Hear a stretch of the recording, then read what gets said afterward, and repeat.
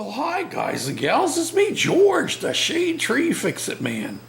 And I got a little project here this morning. It's still morning. I bought this, this is a Mantis, you know what a Mantis is, right? Yep, miniature rototiller. Yeah, well, I bought this a couple of years ago at a estate sale, and I paid $10 for it. It was complete, but it hadn't been run. They said they didn't think it had been run in 10 years. So for 10 bucks, I figured I'd give it a try. And the first thing I noticed, I did actually start it by spraying some starting fluid in the carburetor, and it actually ran. But I couldn't get it to run and keep running. And the first thing I noticed right off the bat is this plunger crunches down, but it don't come back. And it's pretty crunchy, you know. So we're going to replace that. That's the first order of business. And it would be nice to believe that that's all it is. We'll see what happens though. So hold on to your hats, and here we go. It's very simple on these. The diaphragm just sits right down in this hole here. Yeah, if you can put it down in there, George, without dropping it. Diaphragm just sits right there in that hole. It's got a recess all the way around. And then, to hold it in place, you have this metal flange, which slides right down over it like that. And then if George can keep his hands from shaking too much, we just insert the two screws that hold the flange in place. There's one. See if I get the other one in as easily. There we go. So we just slide those down in there. Get them snugged up.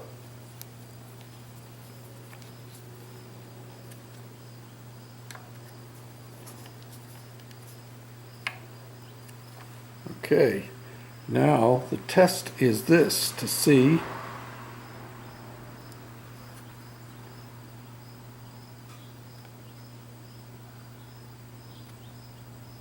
if it's going to suck any gas up into there. We might have a problem with a fuel line.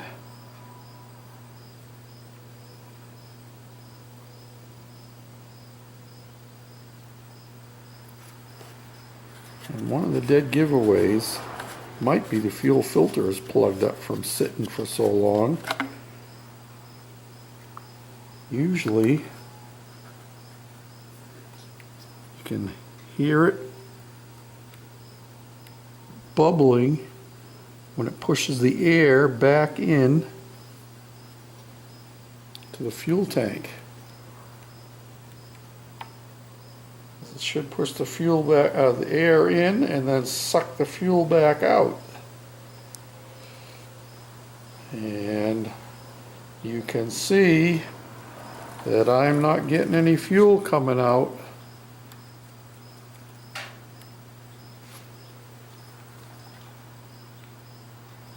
Okay, let me get another different kind of screwdriver, and I'm going to pop the fuel lines off and see what's happening.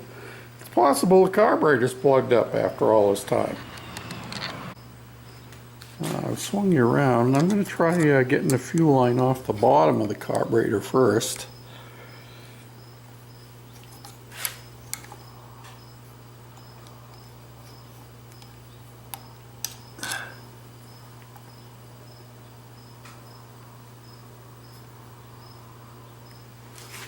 And I'm going to try blowing through it.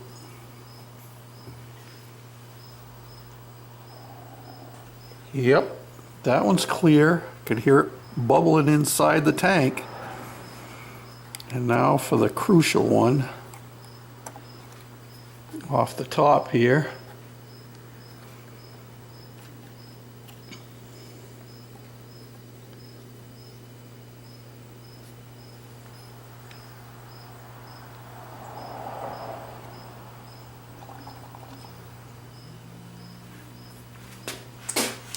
Yeah. Yep, and that one's clear too. That one's just the return line. So there's the possibility that we have a problem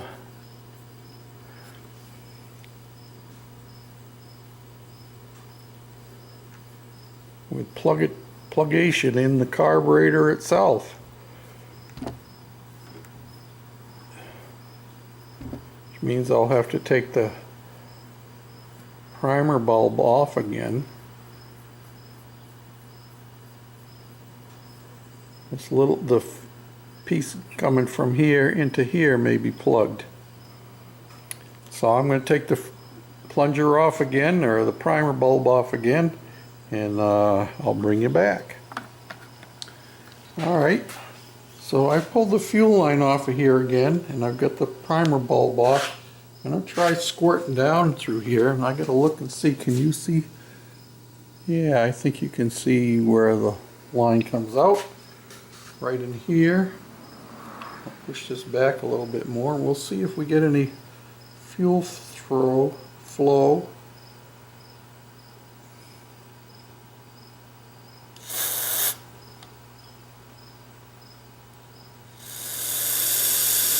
Yep, it's going through there.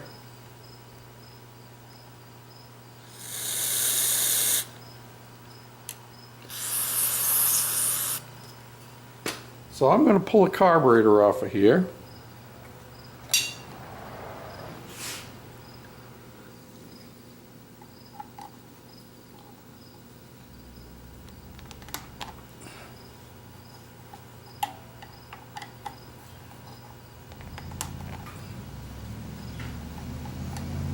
There's just 2 screws. Putting this on here.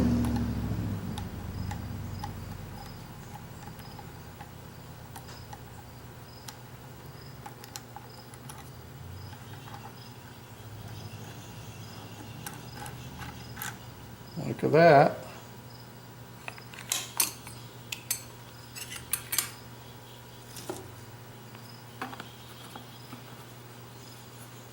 You know, all of our fixes can't be easy fixes.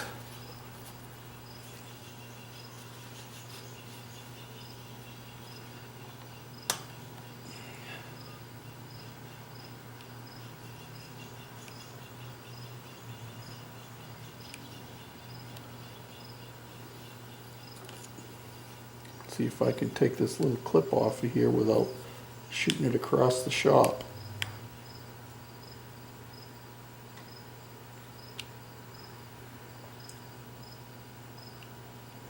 Without stabbing myself too.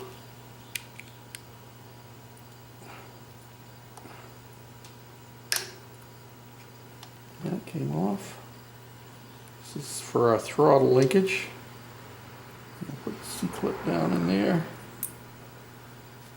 So there's our carburetor. I'm going to take it over on the bench, and we'll take it apart and clean it up.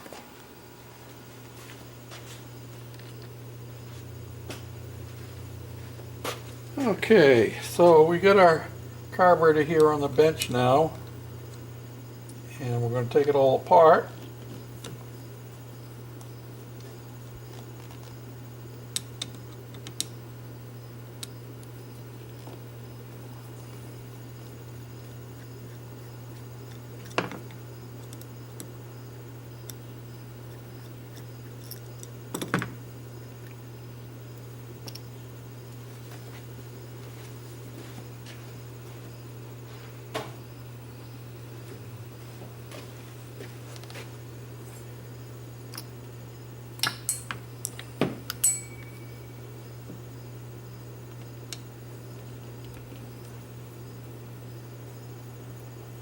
take the top part off.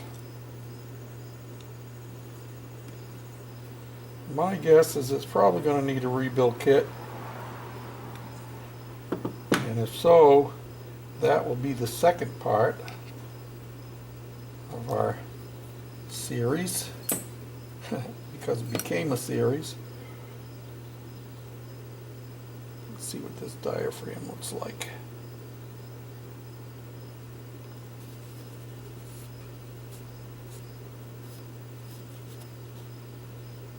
Well, it doesn't have any holes in it.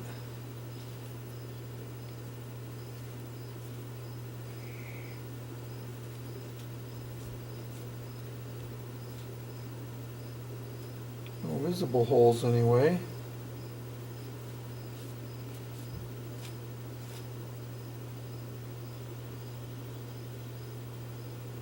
Let me squirt through there again so we can see if it's coming out of here for sure.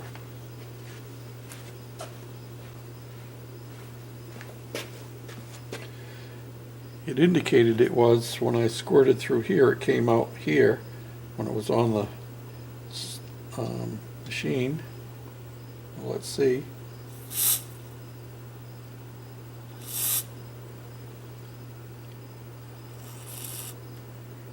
I wonder if it's a one-way valve in there.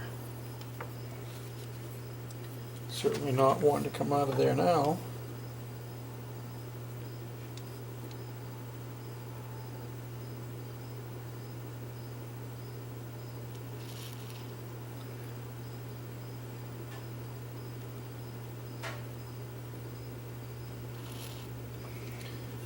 It doesn't seem to be coming out of there now.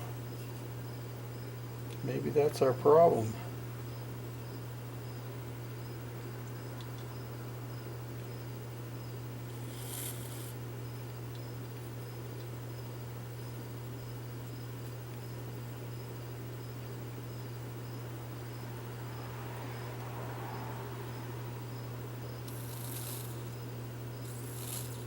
Certainly not coming out of there. So we're going to put that into the carburetor tank. Let's take the bottom part off here. See what our this has another kind of a diaphragm in here that actually has like a pulse thing to keep control of flow of the fuel. Little flapper. This is very similar to, you can see that. See these two little flappers here? My pointer. You get one here, right there, and another one right here. Whoops, another one right here. And they seem to be okay. A lot of times they'll be folded right over. They seem to be in good shape. So maybe it's just a matter of putting this in the carburetor tank, carburetor cleaner tank, and letting it soak for a while.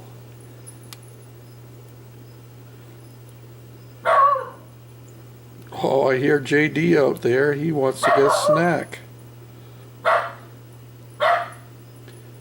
Okay. So we'll take these and we'll put them in the carburetor tank and let it clean for a while, and I'll bring you back. Now I have removed these plastic mixture screw caps off so that I can take these mixture screws right off completely. Otherwise I won't be able to get them off. And I'm going to count the turns that I take on it, pulling it out so I can get it close when I put it back in. Okay, now just as a point of reference for you guys so you don't forget, notice these are not the same, but they both had 20 half turns coming out. That would be 10 full 360 degree turns, but 20 half turns, because that's the way you usually work a screwdriver, is by the half a turn. And this is the way the carburetor was orientated when I took them out. See that? That's where they go. so I know exactly where they go back in and how many turns to get it at least close to what it should be. Now this is for your reference, not for mine. Yeah, you know, because I don't forget these things. And into the cleaning pot it goes with the other pieces. And we'll wait for a while. And while we're waiting for this, I'll find something else to do. Okay, shaky cam. It's the end of the day. I haven't had lunch. It's going on 4 o'clock. Cut the carburetor. You saw me put the carburetor into the parts cleaner to get cleaned, and I took it out and sprayed everything out with carburetor cleaner, and I still had blockage from here into there. You can see that little brass fitting. When this is sucking gas, it should come up in there, and there was nothing happening. I tried blowing through it with carburetor cleaner, blowing through it with the air gun. Finally, I took a tip cleaner for a welder and ran that down in there, both down through the top here and in from the side. And now let's see what happens. Oh yeah, I'm liking that. You saw it for the first time with me. Now I've got gas in there. So now my next chore is to take this down off of the stand, and I'll set you up and see if it'll start.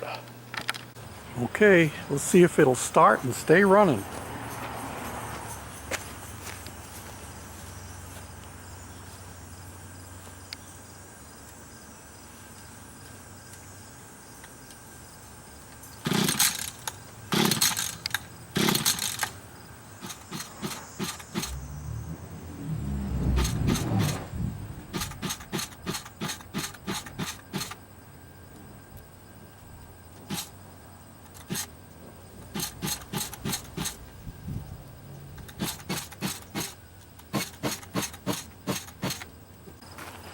Well, I gotta believe that there's still some gunk down inside that carburetor that didn't come out. So I guess my next step, I'm not gonna bother trying to clean it again. I guess my next step is to order a carburetor for it. I thought sure once I get that fuel flowing up into the primer bulb that we had it made. So anyway, thanks for watching and following along, and we'll pick it up again when we get another carburetor.